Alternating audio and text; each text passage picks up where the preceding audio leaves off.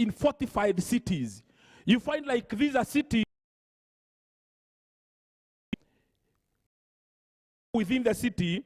You farm, let's say you farm around Mama Lucy.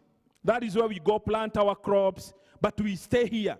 There is a fortified city. We bring the food, we store the food, we have wells, we have water, the temple is there. Once we cross the gates, we cross the gates to keep off the enemies. Now what would happen? The enemy would come and lay a siege.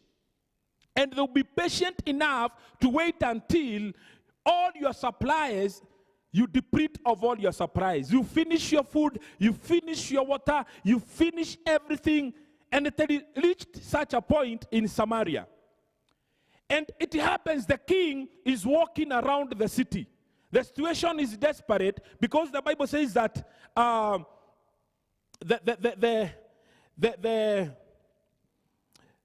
Bible says that the situation was very desperate because the king walking around, he finds two women who are fighting.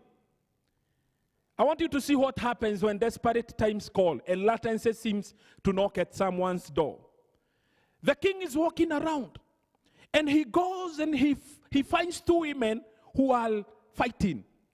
And as a king who happened to be an arbitrator, he goes and he asks the women, why are you fighting? And one woman accuses the other and saying, this woman told me because of the situation, let us eat your child. This is true. They ate children. And if it reaches to a point that a woman can eat a child, I tell you the situation was terrible. They are like, let us eat your child. And for real, they ate the child. I don't know for how many days, but they ate the child. Now when it was the other woman's turn to offer her baby, she declined. Said, no, you cannot eat my child. And the king finds them fighting over that. When the king heard that it had reached a point that in the city of Samaria, they are eating children, they have turned cannibals. He was furious. He was angry. And he swore with his fathers. If you read, the Bible says, the king was agitated.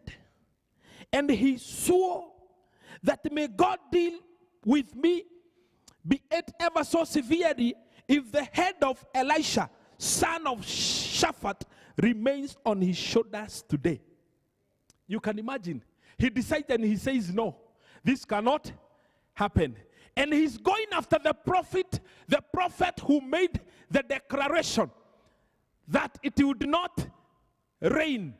They would go through such a disaster and tragedy. And the king decides to cut off his head.